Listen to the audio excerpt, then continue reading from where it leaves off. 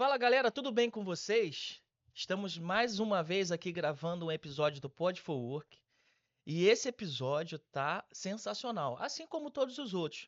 Mas cada episódio ele tem uma particularidade. A gente sempre traz alguém que tem uma história para contar diferenciada. Nós já trouxemos aqui uma famosa no real estate, uma mulher que faturou 35 milhões de dólares o ano passado. Nós já trouxemos aqui um piloto de avião com mais de 35 anos de história. Nós já trouxemos aqui um empresário, palestrante internacional. Gente, sempre vem uma galera com nome forte, de peso, com referência, com gabarito, para que você que está aí nos assistindo tenha a noção das suas possibilidades. E as histórias, elas são inspiradoras. A gente quer que você seja inspirado por uma dessas histórias. E hoje, essa gravação que nós vamos fazer, ela também segue essa linha de inspiração. Já já eu vou apresentar uma convidada para você, e o que mais surpreende da gravação de hoje é que é uma convidada. Guarde isso aí. Vamos lá, e você, Alê, como é que você tá? Tudo bem? Cara, tô muito animado pra hoje. Eu já ouvi algumas histórias dessa convidada e já adorei. Tem muita pergunta, muita curiosidade que nosso público, nossa audiência vai ter também. Uhum. Então, cara, vamos pra cima. É isso, gente. Ó, só para você ter uma ideia, falando em Brasil, é muito difícil você ver uma mulher no Exército Brasileiro, é muito difícil ver uma mulher na Marinha e na Aeronáutica. Até tem, mas eu creio que, numa proporção, eu diria que 70% é homem e 30% é mulher. E a gente pensando nessa questão de exército, guerra, tiro, porrada e bomba, a gente leva muito mais para o lado masculino. Mas hoje nós estamos recebendo aqui uma mulher veterana do Exército Americano. Olha que coisa incrível! Uma mulher brasileira que entrou para o Exército Americano, teve que fazer todos os testes que você aí, que vai se identificar. Hoje, você mulher que está no Exército, na Marinha ou na Aeronáutica Brasileira, aqui nos Estados Unidos tem brasileira servindo ao Exército Americano. Imagina você servindo aqui com eles. Eu quero apresentar para vocês essa veterana do Exército Americano, atualmente trabalhando como real estate, uma mulher que está rebentando nesse mundo, atende a galera aí latina, fala muito com boliviano, venezuelano, fala com todo mundo, inclusive com brasileiro. Já deixo a dica dela para você aqui. E não bastando tudo isso, ela é líder do grupo de vida Shekinah, da qual eu também faço parte, lá da Frost Batista. Apresento a vocês Larissa Dutra. Ai, gente, é um prazer estar aqui com vocês. É sempre um prazer estar aqui conversando com vocês, compartilhando informação, compartilhando um pouquinho da história que talvez possa ser uma história que vai impactar pessoas que queiram realmente pensar em um momento na sua vida, numa transição de carreira, que queiram entrar e tem curiosidade de como fazer essa transição, como entrar no mercado americano, como fazer tudo que precisa para poder chegar naquele objetivo que todos nós esperamos. É verdade. Larissa, muito legal. Cara, saber que você é uma veterana do Exército Americano nos deixa assim com aquela sensação de, nossa, a mulher pode. De verdade, a mulher pode. Ela tem poder, ela chega onde ela quer. Mas antes da gente entrar nessa história aí, eu gostaria de saber quem é a Larissa, da onde ela veio, qual lugar do Brasil, com quem veio, como que veio. Conta um pouquinho da sua história pra gente. Eu sou de João Pessoa, tá? Moro em alguns estados no Brasil, mas sou originalmente uma pessoa, minha família é de lá, maior parte do tempo que eu morei no Brasil foi em João Pessoa.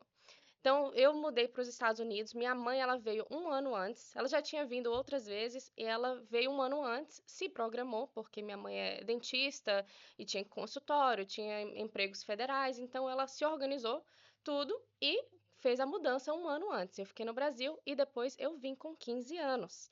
Então, com 15 anos, vim, estudei na escola aqui, fiz o high school, faculdade, todo o processo normal que eu faria, talvez, se eu tivesse ficado no Brasil. Mas aqui, obviamente, que o sistema educacional é um pouco diferente.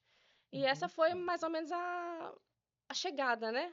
Com 15 anos, quando você chega, a gente fala assim, quando você chega quando tão jovem, é muito bom para você poder estar entendendo da cultura, para você aprender o idioma, às vezes, muito mais fácil.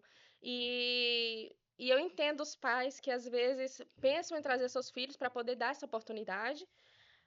E, às vezes, os filhos resistem, porque eu resisti na época. De resistir e falar, não, minhas amigas no Brasil, meus estão fazendo festinha de 15 anos, mas foi uma oportunidade que, olhando para trás, eu faria igual. De novo. Larissa, eu tenho um filho também que tá na high school, né? Ele tá com 18 anos, indo pro senior agora. Uhum, E umas 2 semanas atrás eu recebi uma carta do Exército Americano, uhum, convidando, e eu vejo que o Exército Americano ele faz muita propaganda dentro da high school uhum, e cria todo um branding, e tá certo, né? Já que pra entrar no Exército nos Estados Unidos não é como no Brasil, que é obrigatório. uhum. Aqui você tem a opção de entrar pro Exército Americano. Então, como que foi você receber provavelmente uma carta ou alguém ir lá na escola falar sobre as opções que você teria e você diz, cara, é isso que eu quero. Ou alguém com você incentivou? Como foi um pouco esse primeiro contato do exército dentro da high school onde você estava? Tinha várias pessoas, no caso dos programas, tanto do Army, do Navy, que visitavam as escolas e falavam um pouquinho dos programas. Mas no caso, eu fui porque eu conhecia pessoas que faziam parte não, na época não do Army, do Navy. Mas fui conhecendo um pouquinho mais sobre como seria servir, quais são os benefícios, porque muita gente não entende dos benefícios. E tem muito benefício para quem realmente decide. Olha, vou parar alguns anos da minha vida, não necessariamente completo, porque você simultaneamente pode fazer uma faculdade, pode fazer um bacharel, um mestrado, mas para você se dedicar ao país, você recebe muitos benefícios. Então, é muito importante esse processo. E existe fase, depois que você fala, olha, hoje eu decidi que eu vou servir aos Estados Unidos, vou lá me alistar. Você vai passar por testes, né? Tem o ASVAB, que você vai ter que fazer o ASVAB. O que é um ASVAB? É um teste para saber o seu nível de, não de inteligência, mas às vezes interpretação na área da ciência, na área de matemática, só para entender qual nível que você está. Por quê? Uma pessoa que tem um nível mais elevado, ela pode ser oferecida dentro do próprio das forças militares serviços mais avançados, de pilotos ou de desativar bomba. Então, cada um vai para uma área específica, é ofertado certos trabalhos de acordo com os resultados dos testes, tanto teóricos quanto físicos. Mas é muito importante, não que ele, se tiver uma nota baixa, não possa fazer a prova várias vezes, pode fazer quantas vezes precisar, mas que ajuda a alinhar. Uhum. Perfeito. Agora, o que te levou a querer entrar para o exército americano? Por um acaso você já tinha o interesse e a aptidão e queria vivenciar isso? Ou só os benefícios que foram atrativos?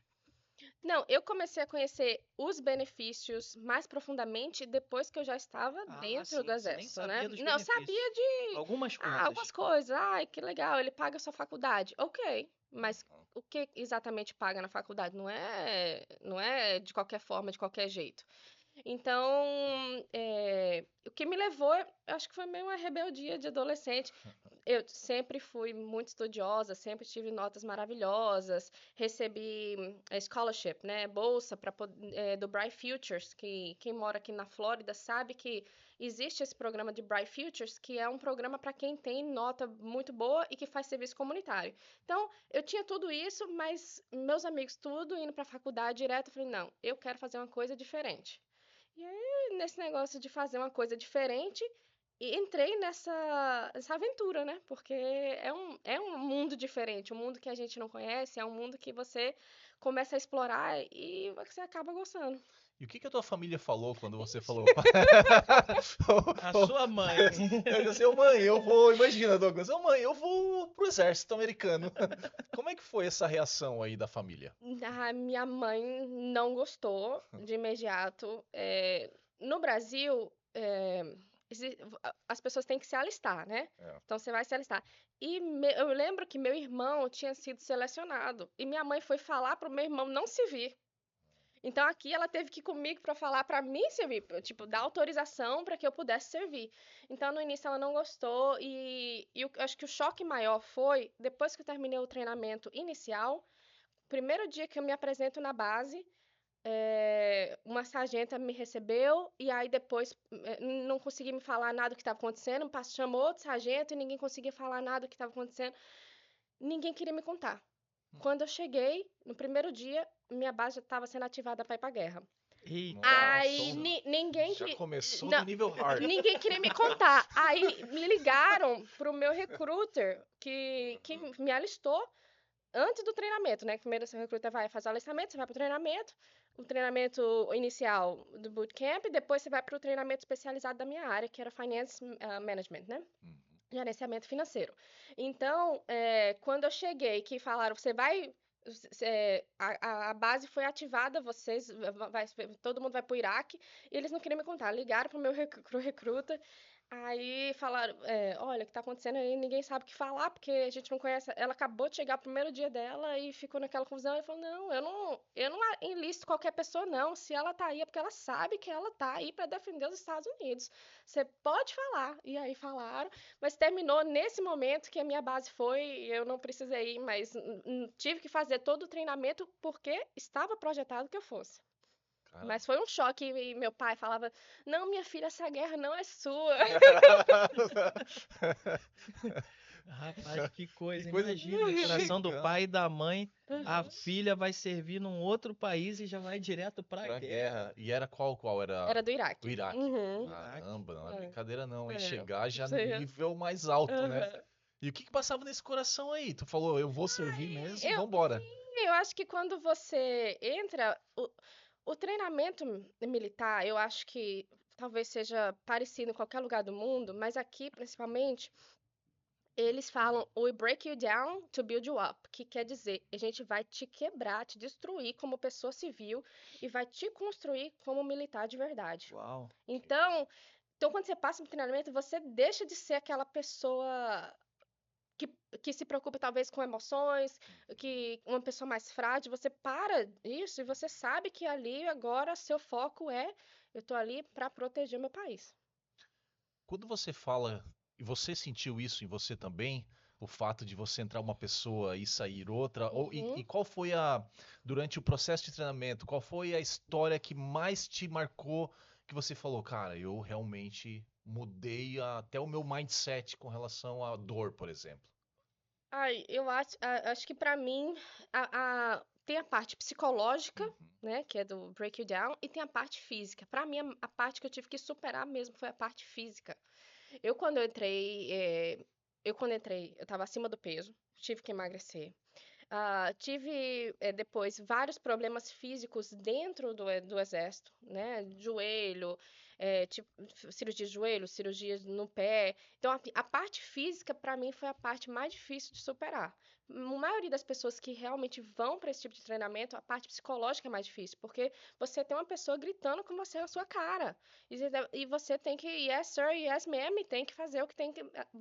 Existe uma escala e você tem que saber respeitar as pessoas de cima, mesmo que você não concorde. Então, esse treinamento, ele realmente é um treinamento que trabalha.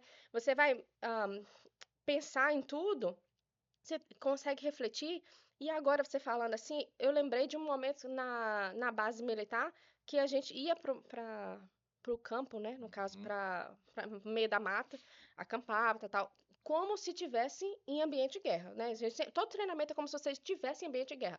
Todo treinamento, no momento que você tá lá, você tá armado, você tá fazendo ronda, tudo como se estivesse em momento de ataque. E a gente tinha vezes que a gente passava para o stress test, que é um teste para ver o seu nível de estresse, como você vai reagir em alta pressão. Tinha treinamento que não deixava você dormir por 24, 48, 72 horas, você ficava assim e não deixava, porque ele quer realmente saber no momento que o pepino tá vindo, bomba tá vindo, tudo tá acontecendo, você vai conseguir agir de forma estratégica. Então, eu acho que isso aí é uma das coisas. Cara, imagina, Douglas, ficar 2 dias sem dormir e ainda tem que pensar estrategicamente. Aham. Não, eu tô aqui viajando. Ela Eu tá falando também. assim, ó. Cara, eu também tava Conta imaginando. mais, conta Eu mais. tava me imaginando Cara, lá muito também. maneiro. Assim, conta uma história aí que aconteceu lá com você que foi marcante, algo que realmente te marcou e foi diferente. Tem uma história legal aí pra contar pra gente?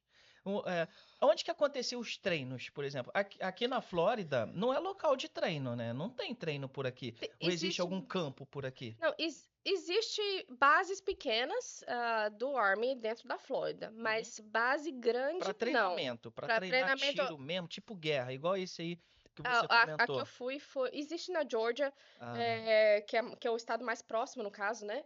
Mas a base que eu fui foi Fort Jackson, que é né, South Carolina, ah, Carolina do Sul. Ah, Carolina do Sul. Aham, então, mas em vários estados dos Estados Unidos tem a base grande, a base onde tem tudo, tem quartos virtuais, onde você vai fazendo treinamento, você passa com o tanque. Então, assim, existe toda a estrutura completa, uhum. tanto a parte tecnológica quanto a parte física de você estar lá no meio da mata, você tá passando o que um soldado passaria. Às vezes não tem comida normal, você vai ter que comer MREs, que é aquela sacolinha com comida. É até engraçado. É um pouchzinho, um plásticozinho que você coloca água e começa a ferver e você coloca a comida ali dentro. Então, é como se você estivesse sobrevivendo no ambiente. Então, várias coisas passam assim. Eu acho que o que mais me marcou ah, foi os treinamentos de pre-mob, que é o treinamento que você realmente está fazendo para quando sua base é ativada para ir para a guerra, você passa por um treinamento de pre-mob, que é o treinamento onde você Simula. simula, mas você lembra tudo que você já aprendeu, Uhum. obviamente, porque no exército você é soldier first. Em primeiro lugar, você é soldado, depois sua profissão. Então, a gente está treinando com qualquer outra profissão. Tem pessoas lá que é caminhoneiro, tem pessoas que são ah, cook, né? Cozinheiros. Cozinheiros, Tem pessoas que vão desativar a bomba, tem pessoas que são, no caso meu, gerenciamento financeiro. Então, todo mundo está ali passando pela mesma coisa que sabe que no momento que tiver um ataque, não importa se você é cozinheiro, você vai para frente de guerra, você vai se defender, você vai defender os seus amigos que estão com você, lutando com você, e você vai defender os Estados Unidos. Então, eu acho que o treinamento pre-mob, foi o mais importante e, inclusive, foi o treinamento que eu voltei a me machucar, né? Que eu já tinha me machucado já em outro momento, onde eu tinha machucado meu joelho, correndo. Quando você corre em formation, você corre um atrás do outro. Uma pessoa que não vê o buraco da frente, não identifica o buraco, a gente pisa no buraco, no caso, eu pisei no buraco, rompi todos os meus ligamentos. Então, nesse momento, foi um momento fisicamente que impactou bastante, mas o segundo momento foi nesse pre-mob training, que é onde a gente está treinando. Eu fui jogar a granada e a granada, no movimento brusco, rompi todos os ligamentos de novo. Então, assim, esse falar lá, Larissa, você jogou granada. Faz parte do treinamento, porque você tem que aprender a lidar com tudo. Você é um soldado americano, e o soldado americano tem que saber jogar granada, tem que saber se defender, defender a nação. Então, acho que é uma coisa muito importante, tudo que eles Incrível. ensinam. Uhum. Você usou todos os tipos de armamento bélico, assim, de fuzil, pistola, Sim, assim como sim, granada? sim. Dependendo do armamento, né? Porque dependendo da profissão que você tem uma arma assignada a você. A Uhum, gente tinha uma pistola e uhum. tinha um M16, né? Um rifle. Então era assignado para minha profissão. Mas a gente fazia o treinamento com todos, porque às vezes precisava ter uma metralhadora. Então, aí, todo o treinamento a gente passava. Mas a 249, né? A 249. Então, tudo isso a gente precisava ter treinamento, mas não era assignado pra gente, a não ser que por algum motivo precisasse. Aí você assinava pela arma e É pegava. verdade que eu fiquei sabendo, um passarinho me contou sobre você, que no dia do seu casamento lá com o Danilo, um abraço pra você, meu irmão. o juiz falou assim, ó, cuidado com ela que ela sabe atirar. Foi mais ou menos isso, mas não foi no casamento. Isso aí foi quando a gente foi para a entrevista da imigração. Ah, sim. Então, a entrevista de imigração, ela é muito tensa para todo mundo que vai. A pessoa fica tensa, por mais que você fez o processo tudo certinho, bonitinho, você nunca sabe o que vai passar na cabeça da pessoa que está te entrevistando. Então, no momento que a gente chegou na entrevista, para ele, né, porque ele estava pegando a documentação, a pessoa super difícil, insistindo com várias coisas, e eu passava a minha pasta de documentos para cá e para lá, e tinha alguns documentos que eu não entregava, porque ele não pedia, eu não entregava. Mas ele ficava olhando, não os documentos que eu mandava, os documentos que eu não entregava. Então, nesse negócio dele ficar checando os documentos que eu não entregava, ele falou, USAA por quê? Eu falei, USAA porque você só consegue ter alguma coisa no USAA se você ou se algum pai, seu pai ou pode ser pai e mãe ou filho. Então, assim, tem que ser alguém diretamente conectado a você que tenha servido em alguma Força. força armada, né? Uhum. Então, quando ele falou USAA por quê? Aí eu falei, porque eu sou militar. Quando ele falou isso, quando eu falei isso, ele olhou pro Danilo, ele virou, ele falou: Você sabe que ela sabe atirar, né? Aí, depois disso, ele mudou totalmente. A entrevista depois disso. Então, assim, sempre eu acho que na entrevista de imigração tem um ponto onde o entrevistador vai conectar com você e ter aquela confiança. No momento que você chegou naquele ponto da entrevista, onde você deu tudo o que você precisava dar de documentação e agora eles veem, não, realmente você fez tudo certinho, você é quem você diz que é, a entrevista é mais fácil. Legal. Larissa, eu tenho visto nos últimos 15 anos aqui Uhum. morando nos Estados Unidos o respeito Douglas, o respeito que as pessoas têm principalmente a população americana, Uhum. com as pessoas que trabalham no exército americano, cara, é realmente impressionante. Você tá no aeroporto, quando você vai Uhum. entrar, eles dão prioridade para quem é do Uhum. exército e as pessoas respeitam, agradecem. E eu fico realmente impactado com. Aí você vê por que a nação é tão forte. Uhum. E tem um vídeo que me impactou também, que eles colocam uma bandeira americana no chão e as pessoas não pisam, cara. Uhum. Todos passam. E Uhum. eu me lembro também a primeira vez que eu ouvi o hino nacional americano, cara, me emocionei, porque foi tão bonito isso. Eu estava em Indianápolis na Uhum. época, tão bonito como o americano ele é patriota. Uhum. E você percebe isso também quando você fala que você trabalhou no exército americano, como as pessoas realmente elas respeitam, né? Respeitam porque não é uma vida fácil. Uhum, É uma vida fácil porque você está abandonando talvez os planos que você tinha antes, né? Você está abandonando sua família temporariamente, uhum, porque às vezes você tem que ir para a base militar e ficar meses, até um ano. Normalmente o processo, quando chega a ser um ano, já manda você para casa, você passa um tempo e volta. Então, o sacrifício que você faz, não só do seu tempo, do seu emocional, mas da sua vida para defender a nação, é muito valorizada. é, Porque você tá se colocando na posição onde falando, uhum, aconteceu o que aconteceu, eu tô aqui e eu uhum, vou lutar para proteger todos vocês. é. Perfeito. Tira uma dúvida pra gente. Tenho certeza que o público que está vendo agora essa nossa gravação está se perguntando assim: como é que eu faço para me alistar? Um jovem, qual a idade que é permitido servir o exército e como que se faz para servir o exército? Você precisa ser maior de idade, tá? A partir dos A 18? partir de 18. Quando você é jovem e está na escola, você consegue fazer um programa dentro da escola simulando como seria na vida real. Uhum. Mas para se alistar de verdade tem que ser 18 anos. Você tendo 18 anos, aí você seleciona qual parte, né, você gostaria, se você quer ser Navy, se você quer estar na Air Force, se você tá no Marines, no Army, você vai selecionar qual que te interessa mais, porque Uhum. cada um tem um atributo diferente, um foco diferente. Não que não exista a mesma profissão em cada um deles. Obviamente, gerenciamento financeiro vai ter tanto na Air Force, quanto no Army, quanto no Navy. Então, dependendo de qual você se identifica mais, aí você pode ir no escritório deles, pedir para saber se eles estão enlistando, porque normalmente sempre tá. Obviamente, em momentos de guerra ativo, eles estão procurando mais do que no momento que está um pouco mais passivo. Então, você vai fazer um teste, que é um teste teórico, o ASVAB, vai fazer os testes físicos, e aí, passando tudo, você se enlista, você é oferecido um trabalho, porque às vezes não tem todas as funções imediatas. Às vezes você quer ser um médico. Não um médico você precisa ter, obviamente, ser formado, mas um medic, né? Ou seja, uma pessoa que é como se fosse um técnico.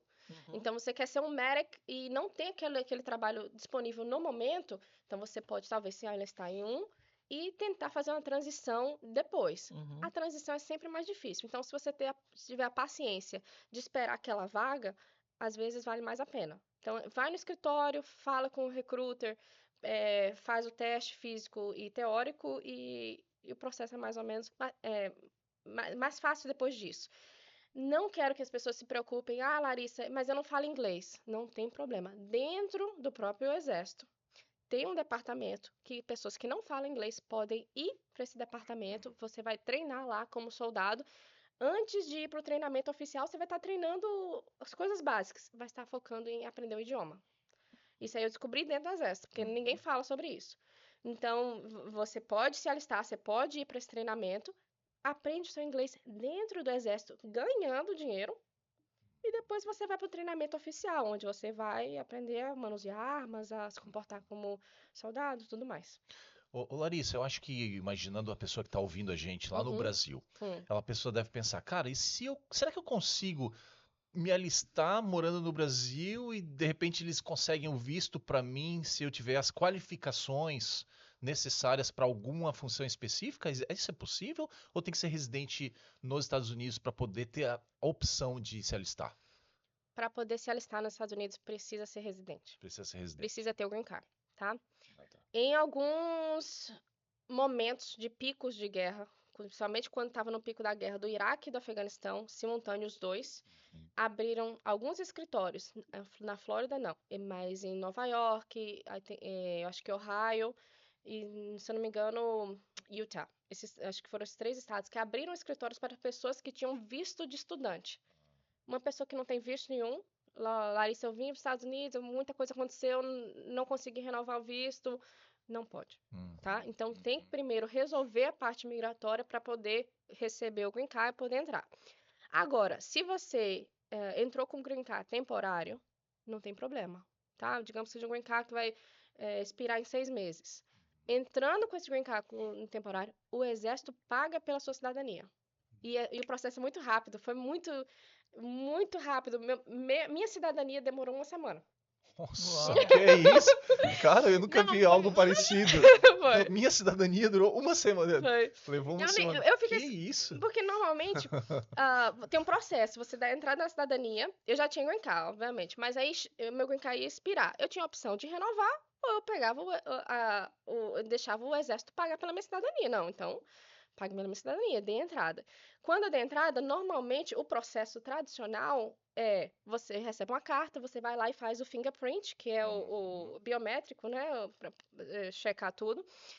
E depois você recebe a carta da entrevista de cidadania. Eu recebi uma ligação. Larissa, tinha acabado, literalmente, tinha acabado de mandar a carta, a aplicação. Larissa, aqui é do Departamento de Imigração, a gente está querendo speed up, a gente está querendo acelerar os processos dos militares. Você pode vir essa semana? Eu não passei por processo. Então, como eu não passei pelo processo de biométrico, eu também não entendia muito bem como que era o processo da cidadania, obviamente nunca tinha feito. E eu falei, pronto, eu vou chegar lá, vou conversar com a pessoa. Não sabiam que ia me fazer perguntas sobre, porque tem as perguntas. Tem a prova? Tem a prova, É tem a verdade, prova de verdade. saber, você tem que saber tudo sobre a estrutura de governo americana, sobre o histórico, né? E chegaram e começaram a me perguntar as coisas. Eu quase que não passei. Não, na verdade, são 100 questões que você tem que estudar, não é? Não, mas assim, eu só passei porque eu estudei numa escola americana. Mas se eu não tivesse estudado numa escola americana, não tinha passado na prova. Chegou uma das perguntas que eu não sabia. Hoje eu sei porque tive que pesquisar. Mas perguntaram pra mim, qual o nome das tribos americanas? Eu não sabia o nome de tribo. Hoje a gente sabe, Shekinah, o Seminole e tal. É. Mas assim, a gente não... Eu não sabia o nome de tribo. Uhum. E aí, foi uma das perguntas que eu falei, pula. Você tem direito de pular algumas. Aí, obviamente, tinha as outras perguntas que eu sabia e consegui. Mas pra mim, quando cheguei lá, não sabia que eu ia ter que responder a pergunta.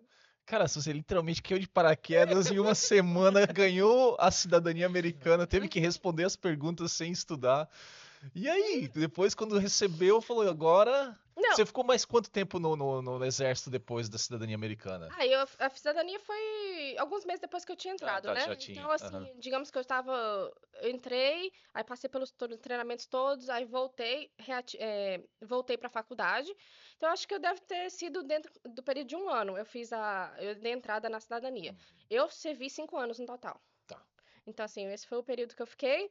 Mas, outra coisa que eu lembrei, no dia, porque eles aqui, né, eles valorizam tanto o militar, que quando eu passei na prova de cidadania, eles falaram, olha, tem como você vir pra cerimônia vestida de exército, com uniforme? E hoje eu sou mais comunicativa, mas naquela época eu não era. Naquela época eu era mais tímida. E aí eu chego lá, na cerimônia, vestida de uniforme. Aí, sabe o que eles fizeram?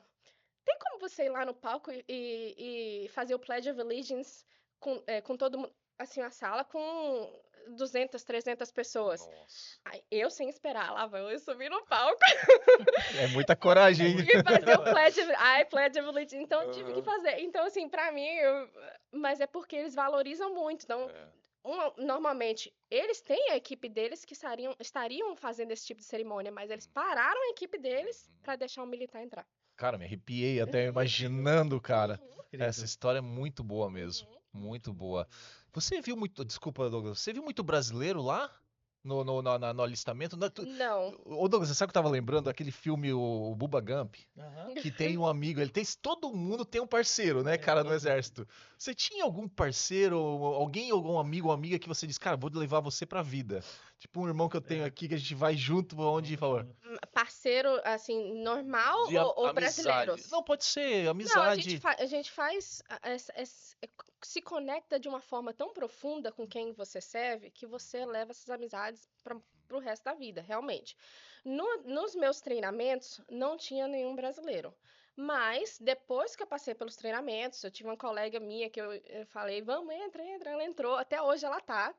Ela tá, inclusive, na base militar que eu trabalhava, aqui em Senhor Agostinho, até hoje, ela tá fazendo carreira, já acho que vai já tá uns 15, quase, daqui a pouco ela completa os 20 anos, recebe a aposentadoria se ela quiser, ela pode continuar até os 30 e receber um pouco mais. Então, assim, imagina, uma pessoa que entra tão jovem, Muito legal. digamos que entrou com 20, se viu até os 40, se aposentou, saiu, trabalhou no ramo corporativo, se aposentou de novo. Então, olha o tanto de benefício que aquela pessoa pode ter.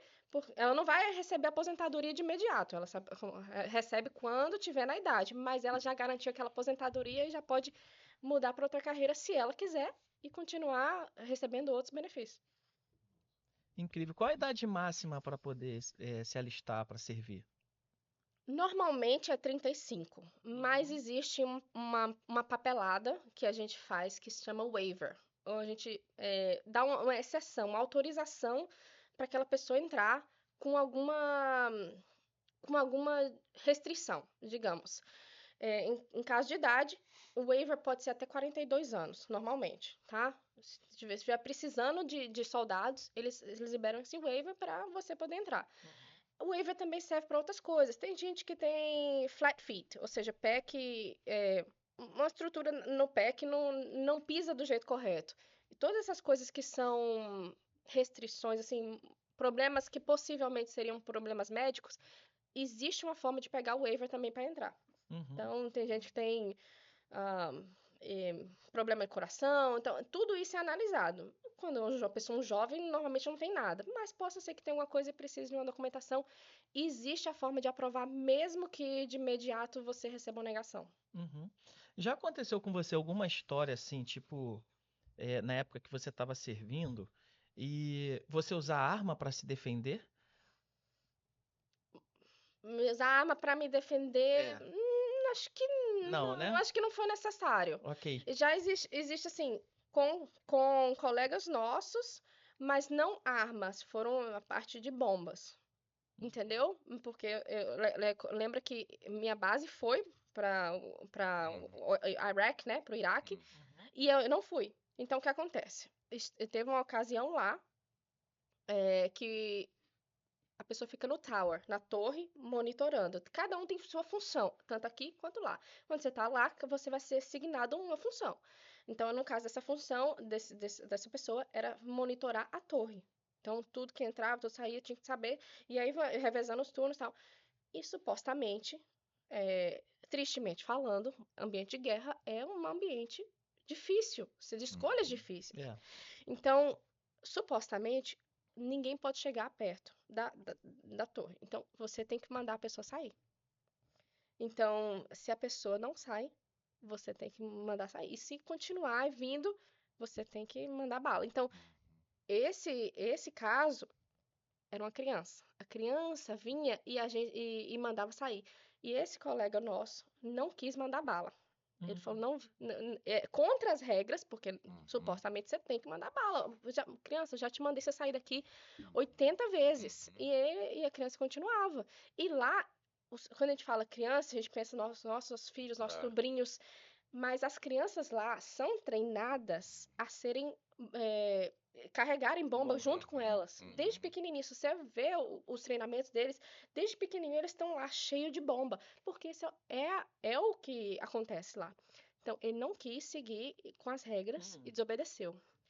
Aí, quando estava no momento onde a base, o pessoal teve que se deslocar de um local para outro, com os Humvees, né, com os trucks, os caminhões militares, tinha colocado ID. Eles tinham colocado ID, que são bombas, para explodir.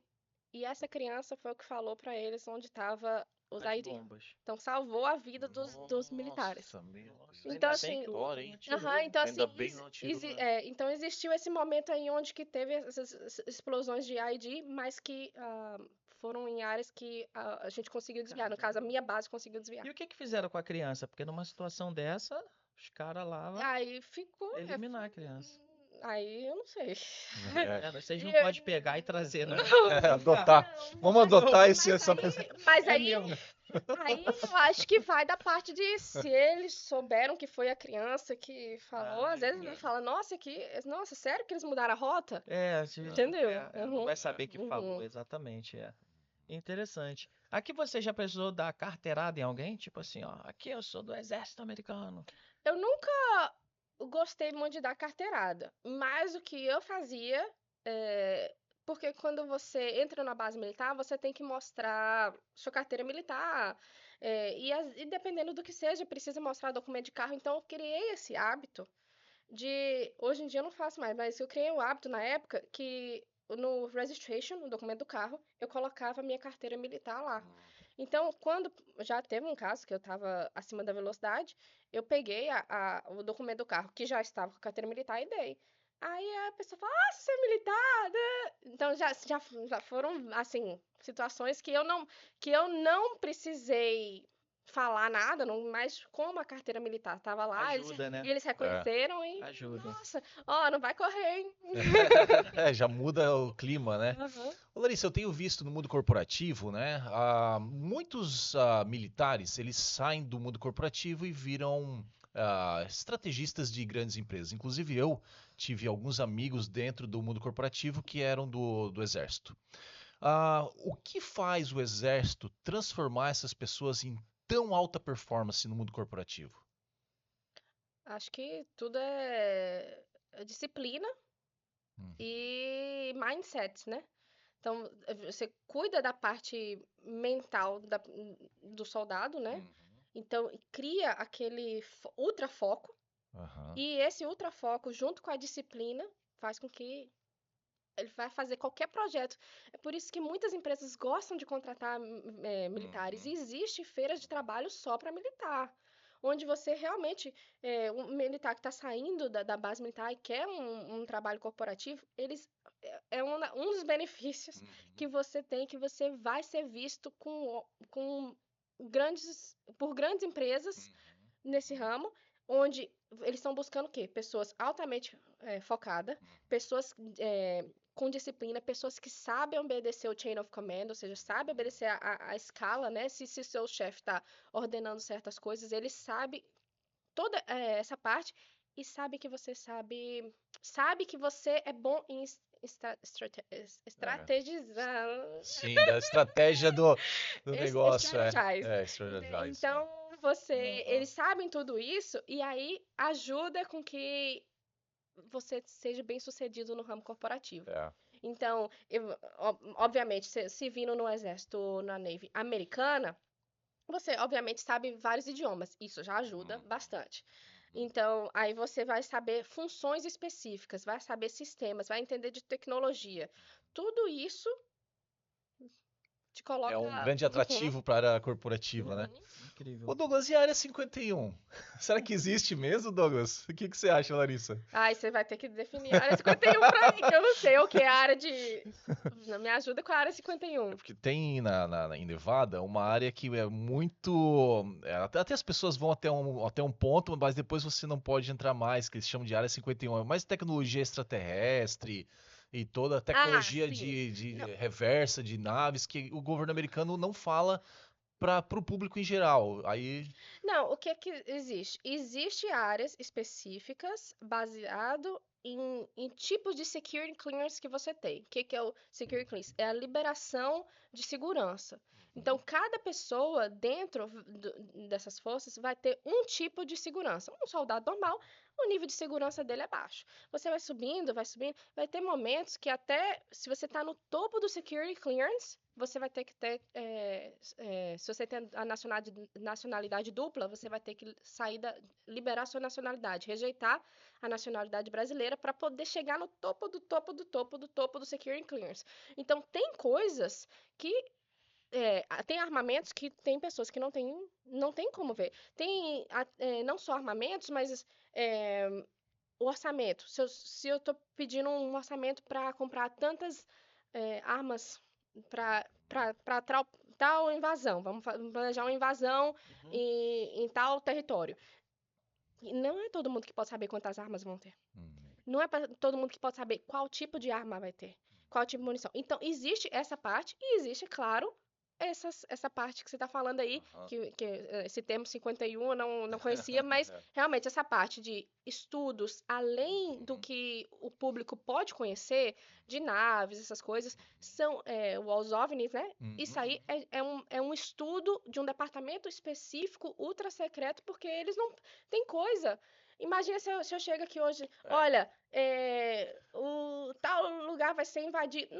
Olha o pânico que vai criar numa sociedade no momento. Então, tem coisas que o governo realmente não pode compartilhar para não criar um pânico. Então, não é que, estou escondendo, mas é que para a segurança da população, tem coisas que a gente confia que eles vão resolver. Perfeito. Bom, vamos para um segundo momento, saindo agora dessa sua história aí de veterana. Como é que tá a sua vida hoje? Hoje o que que você faz? Como é que tá o seu plano futuro? Conta um pouquinho hoje aí sobre a Larissa atual. Eu tenho uma imobiliária, né? Quando eu saí do exército, eu fiz o transfer, a transferência para o ramo corporativo, mas não foi uma transferência automática. Eu entrei na parte de wholesaling, que é quando você conecta um comprador e um vendedor sem ser licenciado, ou seja, você não faz a venda em si, você assigna o direito de compra para outra pessoa. Então, se eu encontro o Douglas, aí falo, Douglas, você quer vender sua propriedade? Tá, vamos negociar, tá aqui, você me dá, eu vou te pagar 200 mil pela sua propriedade. Ale, tem uma propriedade ali maravilhosa, eu consigo te vender por 250, você vai reformar, e com 50 mil, você vai reformar as partes importantes, cozinha e banheiro, e você vai vender por 350. Eu pego esse documento onde você está me dando o direito de comprar e passo para ele o direito de comprar. Então, nesse caso, esse tipo de transação, você não precisa ter licença. Então, eu comecei nesse movimento porque lembra que eu vim do lado de gerenciamento financeiro. É. Então, essa parte de analisar projetos, de analisar se vai ter margem de lucro ou não vai ter, o que acontece, de números, eu sempre gostei. E aprendi que essa parte é mais fácil do que a gente imagina, porque a gente pensa que, nossa, não, Larissa, é tanto, vou gastar tanto, vou vender por tanto, vou lucrar tanto. Então, depois disso, foi quando eu tirei a licença de corretagem, e com incentivo de uma colega, eu falei, não precisa de licença. Ela falou, não, Larissa, mas você já faz isso, você pode ajudar outras pessoas a fazerem o mesmo, que querem investir, porque tem muita gente que quer investir, mas não sabe por onde começar. Então, nesse momento de eu quero investir e não sei por onde começar, o que eu vou fazer? Eu vou tirar a licença para poder ajudar essas pessoas. E nessa de tirar a licença, depois fiz sociedades com franquias de imobiliária, então a gente tinha sociedades em franquias imobiliárias, tanto aqui na área de Orlando, que é Longwood, na área de Venice e na área de Porto Rico. Então a gente fiquei nesses anos todos trabalhando, ajudando, focando muito em obra, construção, pessoas que querem investir dinheiro, às vezes para renda passiva, às vezes para renda ativa. Tem gente que quer, Larissa, eu quero construir tal e quero deixar rendendo o dinheiro. A gente faz todo o processo de ajudar a localizar o terreno, a construir, a administrar todo o processo. Agora, se a pessoa quiser deixar para renda ativa, ok, quero construir e vender, são projetos que a gente trabalha também. Então, são coisas que a gente tem feito durante esse tempo todo e ajudando principalmente pessoas que querem entrar no ramo de multifamily, que é um ramo que todo mundo fala, mas ninguém entende muito bem como funciona. Então, multifamily é condomínios, apartamentos, não a unidade de apartamento, mas o condomínio em si. Larissa, eu quero investir em multifamily, o que eu preciso? Muita gente não sabe que quando você constrói um condomínio, você tem que criar uma administradora dentro do condomínio, né? Um HOA. Você tem que fazer toda a documentação, você tem que estar de acordo com as regulações do governo. Então, ajuda a pessoa realmente a sair de investir em uma casinha a investir em projetos maiores. Quando eu falo maiores, não precisa ser tão grande, mas assim, 10 unidades, 20 unidades. Por quê? É a segurança financeira da pessoa.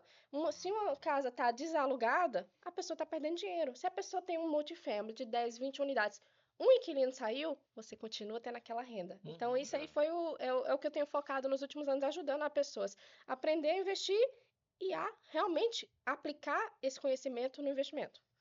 Interessante, interessante. Tem muita gente hoje querendo, por exemplo, dolarizar Uhum. o seu patrimônio e, sem dúvida, ao ver essa informação que você está trazendo, vou botar o link dela aqui, hein? Aproveita, hein?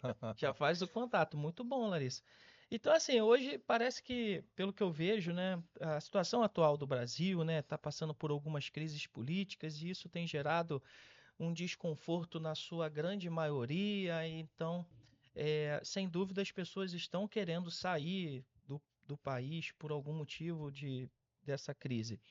E tem muito brasileiro num perfil diferente hoje entrando aqui nos Estados Unidos. Eu que cheguei aqui, eu conheci algumas pessoas e eu pude perceber que, por exemplo, vou chutar aqui um dado, mas que eu não pesquisei, pelo que eu ouvi falar. 2010, 2015, vinha uma galera. Tipo assim, o cara não tinha perspectiva no Brasil. Não tinha empresa, não tinha nada. Mas aí teve a oportunidade de vir para cá. Aí veio. Então tá aqui há 5, há 10 anos e hoje tá vivendo uma vida boa, mas porque chegou lá atrás. Mas que se tivesse no Brasil, não estaria tão bem quanto está aqui. Só que o público que está vindo hoje, ele é diferente. Ele é um público empresário, é médico, é dentista, é advogado. É uma galera que hoje tem uma história no Brasil, que já tem um faturamento, que já gera renda. É uma galera empreendedora. Resumindo a palavra, empreendedora. Então eu percebo isso. E a galera tá vindo para cá com força, com vontade de crescer, de conquistar, de dominar o mercado. Você tem sentido isso hoje com a conexão que você anda fazendo? Se você se conecta com o brasileiro, é esse público que já vem até um pouco mais capitalizado para poder investir? Eu diria que sim. Uhum. E a única razão, também não pesquisei, mas a única razão que eu diria que sim é porque a gente está vendo uma restrição maior na aprovação de vistos. Então, a restrição maior na aprovação de visto estão permitindo que realmente as pessoas que venham são pessoas que tenham consigam, na verdade, comprovar que tem um status Excelente. excelente, não só creditício, mas de repente um histórico de residência que tem laços com o Brasil. Porque o que o americano não quer é uma pessoa que totalmente vai cortar os laços com o Brasil. Se você está vindo com visto de trabalho, eles querem saber que você tem um histórico de trabalho no Brasil e que aqui vai dar uma continuidade. Não quer que realmente finalize, né, no caso, se encerre esse momento. Então, a maioria das pessoas que estão vindo hoje, principalmente dos clientes que eu tenho atendido, dos investidores que eu tenho trabalhado, realmente tem sido médicos e construtores, como eu trabalho com obra, médicos, construtores, advogados que estão vindo realmente de países da Latinoamérica. Eu trabalho muito com a Latinoamérica. Então, tem um dos meus consultores que tem o headquarters dele em México, no México, ele está trazendo o headquarters dele agora para Miami. Então, assim, as empresas, ele constrói prédios de altos andares, 10, 15 andares no México e realmente está trazendo toda a equipe dele para vir para cá. Por quê? Porque o dólar é dólar. E não importa de onde você venha, mas o dólar, comparado com a moeda do mundo inteiro, ela é uma moeda muito forte. Então, realmente, eles estão trazendo essa moeda para cá para poder dolarizar e poder construir. Outro consultor que eu tenho, ele tem uma construtora na Colômbia com mais de 800 funcionários. O que ele fez? Começou, pouco a pouco, investindo aqui, pouco a pouco. Hoje, a equipe dele está toda aqui. Uau, incrível. E eu acho que o governo Trump, ele vai estimular muito os próximos anos, né? Essa situação de você realmente vir para os Estados Unidos de uma forma legal, primeiramente, e investir nos Estados Unidos, porque dá para ver claramente uma política trumpista de desenvolvimento local. E isso é muito da visão empresarial da pessoa, né? Tu vê que ele é um cara do negócio, né? E você que vem da área financeira, você percebe isso quando você vê o que o governo americano está fazendo e também na área de real estate, que é onde você tem mais expertise. Você vê realmente a área de real estate crescendo nos próximos anos também, e mesmo a taxa de juros estando um pouco mais elevada do que nos últimos anos? Sim, o mercado vai crescendo, está crescendo e o Trump está impulsionando cada vez mais. Não que o governo anterior não estivesse impulsionando a parte imobiliária, estava impulsionando, mas cada um de uma forma estratégica diferente. O que eu vejo que está crescendo nos últimos anos são áreas conhecidas como Opportunity Zone. São áreas de oportunidade, se fala, traduzindo, seria área de oportunidade, onde o governo fala, essa área aqui específica, vamos marcar como área de oportunidade. Por quê? Se tiver alguém que quer investir nessa área, nós vamos estar dando um benefício, um respaldo financeiro ou um respaldo de diminuir custo não necessariamente do custo da obra, mas às vezes as taxas que você tem que pagar para o governo. Então, eles vão dando esse incentivo para quê? Para atrair investidores. Então, primeiro, esse pacote econômico é passado no nível federal, no nível de governo, e começa a selecionar as áreas. E cada investidor tem que entender o momento do mercado. E, assim, sempre é bom estar conversando assim, tendo esse bate-papo, porque cada um tem uma perspectiva diferente. E você entendendo o momento do mercado, você sabe qual o setor imobiliário ou qual setor financeiro eu deveria investir naquele momento. Por exemplo, agora, com os aluguéis que estão tão altos, a gente sabe que os aluguéis aqui custam bastante. Uma família americana, ela gasta aproximadamente 40... Antes era aproximadamente 30% do salário dela em aluguel ou mortgage, ou prestação de uma casa. Hoje está em 40%, 50%. Por quê? Por causa da inflação. Então, nesse momento da economia, onde os aluguéis estão tão altos comparado ao salário, o que os investidores estão fazendo? Entrando em contato com o governo nesses opportunity zones para construir propriedades para low income, para famílias low income. Então, a pessoa fala, mas eu vou alugar por menos. Não importa, o governo está te dando dinheiro aqui. Não importa de onde está vindo o dinheiro, a gente quer garantir o lucro. Então, assim, é entender o que está acontecendo na economia e se adaptar para que o seu patrimônio continue a crescer. Então, assim, realmente a economia vai continuar a crescer. O Trump, ele é uma pessoa de real estate. Ele é de obra também, de construção, né? Porque ele construiu todos aqueles prédios, Mar-a-Lago, o Trump Tower. Então, ele vai impulsionar esse lado da economia também, que é a obra. E a obra afeta a nossa comunidade por quê? Muita gente que vem aqui abre empresas de instalação de tile, abre empresa de pintura. O Douglas aqui, ó, ele tem especialização de madeira, do deck, tudo isso. Isso é uma parte que vai crescer muito, por quê?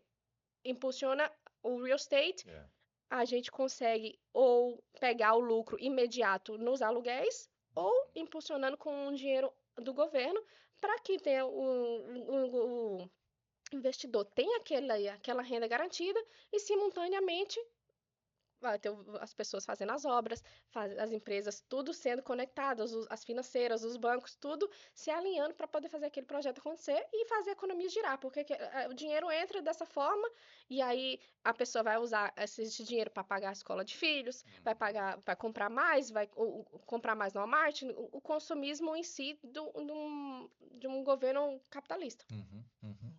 É isso aí. Perfeito. Larissa, então estamos caminhando aqui pro final, gravação incrível, assim, muito conteúdo bacana. Seus planos futuros, você tem algum plano pro futuro? Por exemplo, você não tem filho, né? Não. E aí? Pretende ter? Sim, a gente pretende ter. Vamos esperando Pretende aí por voltar pro Deus. Brasil? Não, eu vim muito nova, vim com 15 anos. Aqui é minha casa. Não, Só visitar. só visitar. E aí, Então, quando você vai lá. Você parece que você falou que já morou no Rio de Janeiro? morei no Rio quando era criança. Quando era criança. Entre Né? os 6 a 8 anos. Que legal, hein? Mas pretendo ir no Rio visitar em breve, mas só visitar. Não tenho planos de morar no Brasil. Eu acho que empreender no Brasil é uma coisa que requer que a pessoa realmente tenha coragem. E eu realmente aplaudo todo investidor no Brasil, porque não é fácil empreender no Brasil. Não é. Tem um ditado, né, que nós brasileiros sempre falamos: o Brasil não é para amadores. E isso traduz exatamente essa sua fala de empreender no Brasil não é fácil. Não é fácil. E não é fácil mesmo, de verdade. É por isso que eu penso o seguinte: o cara que empreendeu no Brasil e deu certo, ainda que tenha quebrado, mas que fez as coisas acontecer por mais de 5 anos, esse cara nos Estados Unidos, ele vai deslanchar. Ele vai voar como uma águia, sabe? Mas é óbvio que a imigração, né, do cara sair do Brasil e vir para cá, existe um processo. E você passou por esse processo quando você veio, né? Você veio novinha, uma pessoa que já chega, por exemplo, com 30 anos, que já tem uma vida mais estruturada no Brasil e vem para cá, o processo é um pouco mais doloroso, um pouco mais difícil. Mas o tempo resolve. O processo ele tem que acontecer. Eu penso que a pessoa só precisa fazer desse processo escolhas corretas para torná-lo mais fácil. Porque você está num momento difícil, num país onde você não domina a língua, onde você trabalha assim, meio que sem poder trabalhar, dependendo do status que você está, dependendo da situação, as suas escolhas vai fazer o seu processo ser mais doloroso ou um pouquinho menos doloroso. É onde eu sempre falo lá no nosso grupo de vida, né? Eu faço do meu processo um processo mais fácil. Sempre com palavras positivas, me coloco em ambientes favoráveis ao meu crescimento. Então são escolhas, cada um escolhe o caminho que vai tomar, não é isso? Você sabe uma coisa? Só para finalizar, tinha uma corretora que trabalhava para mim na franquia que eu tinha, que ela veio da Venezuela, não falava nada de inglês e era a que mais vendia. Então, o idioma aqui não vai te paralisar. Então, assim, se quer vir, vem. Você vai achar uma forma de fazer seu empreendimento crescer aqui, seu investimento crescer. O idioma não vai te paralisar.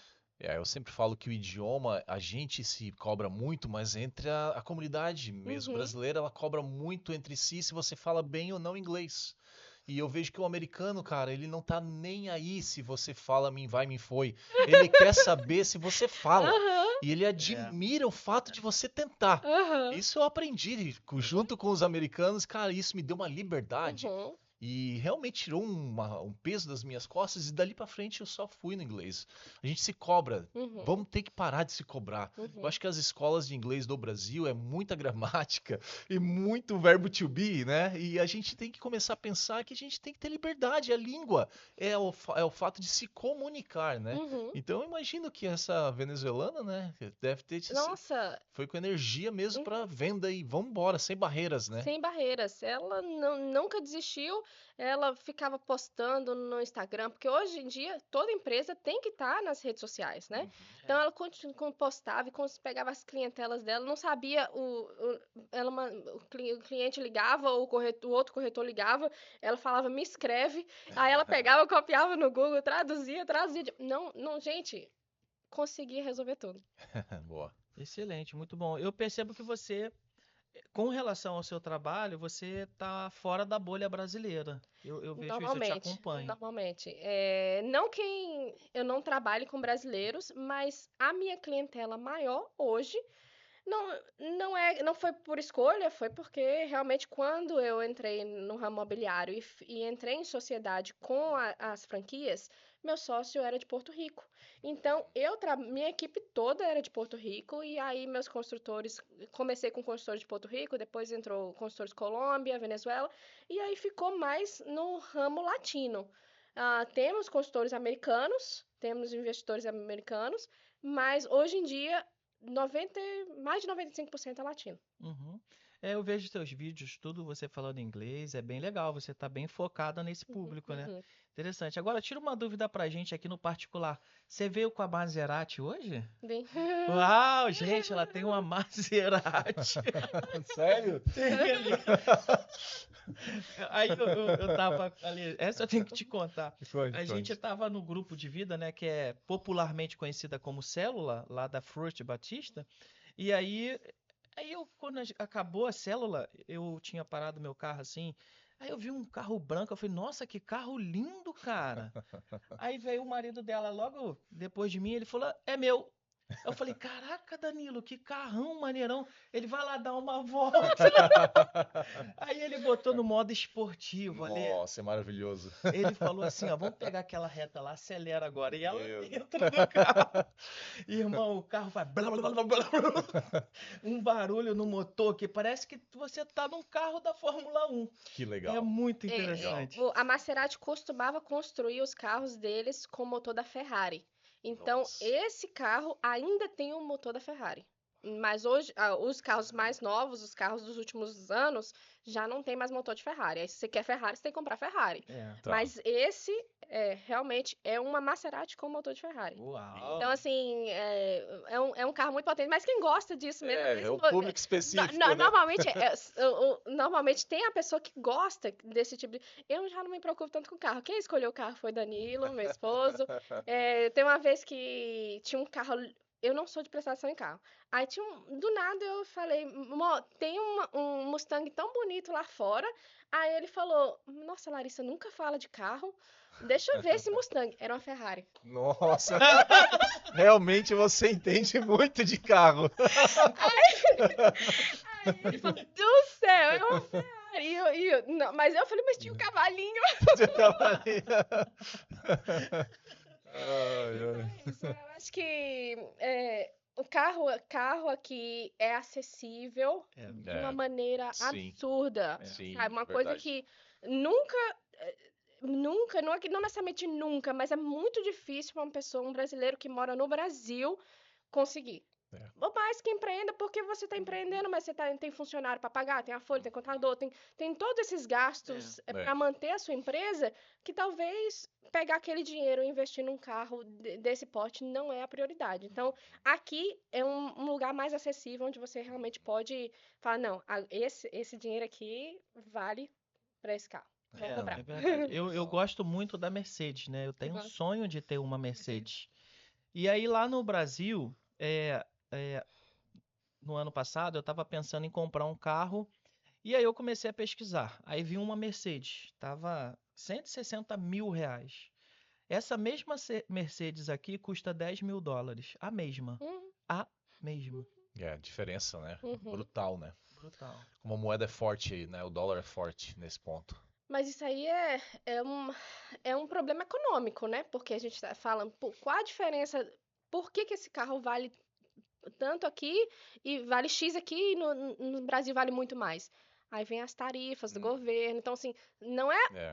não é um problema necessariamente do valor do carro, mas vem de coisas atreladas às tarifas do governo, que causam produtos exportados, principalmente automóveis, a serem inviáveis. Uhum. Então, realmente, o mesmo carro, aqui vale uma coisa, lá vale outra, 16 vezes mais. absurdamente, isso aí não tem explicação. Uhum. E tem gente que investe isso, tem investidor que vem aqui, compra carro, faz toda a papelada e leva para o Brasil para vender no Brasil. Uhum. Cada carro que ele faz isso, digamos que um carro de luxo, ele pode ganhar 500 mil. Assim, estamos falando de exportar uma Ferrari. Sim. A pessoa pode muito bem vir aqui em um momento, em uma exportação de um veículo onde já tem um comprador final, ganhar 500 mil, 1 milhão. É verdade. É verdade, Exatamente. É. Essa questão da importação e exportação, eu faço importação lá no Brasil. Eu compro um material que é da Holanda, em Roterdã. E aí, tipo assim, eu pago o equivalente a, vamos botar $100, né? Embora lá seja euro, tá? Mas eu vou falar em dólar só para exemplificar. Aí, $100 que a gente paga. Quando esse produto chega no Brasil, ele já chega com preço de $250. Ele é muito mais o imposto, tudo que vai entrar vai tornar o produto muito mais caro. É a mesma coisa como um carro, né? Aqui, por exemplo, a Ford vai fabricar um carro que aqui vai custar $50 mil, mas esse mesmo carro lá no Brasil vai custar 200, por conta do imposto de tudo que entra. Ok. Bom, gente, nós estamos caminhando agora para o finalzinho. Essa entrevista foi maravilhosa. Depois você comenta aqui no nosso vídeo, compartilha aí com quem precisa ouvir, deixa o seu like. Afinal, esse conteúdo nós estamos produzindo para gerar conhecimento para você. E você que tem interesse de vir para os Estados Unidos, faça contato com a gente. A gente pode buscar um caminho de você vir para cá também. Seja por intermédio da indicação de um escritório de advocacia que vai te ajudar no visto EB2NW, EB1, O1 e tantos outros vistos. E também seja com uma escola de inglês que vai te liberar aí o visto F1. Então faça contato com a gente que eu e o Alê vamos te auxiliar, tá bom? No nosso Instagram, siga a nossa página. O Instagram tá crescendo, hein, Alê? Cara, essa semana teve vídeos aí que estão viralizando já. Tá viralizando. Impressionante. O negócio Tá bom mesmo. A gente tá com uma equipe de marketing muito boa. Então, assim, o negócio tá dando certo e você que tá aí nos acompanhando, ajude a gente também. Afinal, nós não podemos nada sozinho. Eu não estaria aqui com uma entrevista tão boa se a Larissa não estivesse aqui comigo. Então, nós precisamos de você. E você nos ajudando, a gente dá um jeito de te ajudar também. É isso. Larissa, dá o seu abraço aí pra galera, manda o seu beijo, fala igual no programa da Xuxa. Quero dar um beijo pra quem? Não, eu queria agradecer a oportunidade de estar aqui com vocês, de poder compartilhar com cada um pouquinho da história, mas que isso sirva de motivação para vocês poderem tomar o passo que vocês precisam tomar para poder crescer, para poder entrar no mercado americano, trabalhar, investir e ser realmente bem-sucedido. Então, um beijo aí para vocês e obrigado pela oportunidade. Perfeito, Tá então, bom. gente. É isso. Ali, dá tchau aí pra galera. Vamos que vamos, galera. Realmente maravilhoso. Toca aqui, meu irmão. Muito Incrível. bom, Larissa. Obrigado, viu? Muita história boa. Tenho certeza que a audiência vai pedir mais outra, hein? Tem muito interesse também na parte do Exército. Acredito que tem muita história que você deixou para depois, para contar na segunda rodada. Mas obrigado, pessoal. E vamos para a próxima, né, Douglas? É isso. Tchau, gente. Aqui, ó. Tchau.